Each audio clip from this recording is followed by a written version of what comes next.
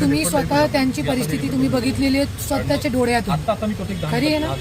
तो ते किती डिप्रेशनमध्ये होता आणि किती प्रेशर होता त्यांच्या डोक्यावरती, आणि तेच प्रेशर तो मला करत होता की बोलू नका, मीडियावरती बोलू नका. आणि मी काय वेगळा काही वाईट बोलत पण नाही होती.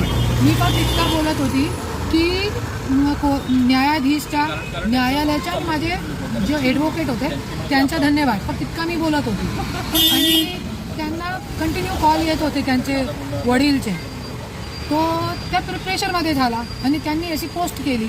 आणि माझ्याकडे सगळे जे खोटे आरोप माझ्यावरती करावतात धनंजय मुंडे सगळे फेटाळण्यासाठी माझ्याकडे सगळे पुरावे आहे. मी त्या देखावण्यासाठी दाखवू शकतो. त्यांनी जी पोस्ट केलेली आहे, एक मिनिट, तर त्याचंच आहे का इंस्टाग्रामचं? नाही, उसका अकाउंट नाही. तो कोणी त्याच्याकडनं करून घेतले का ती पोस्ट?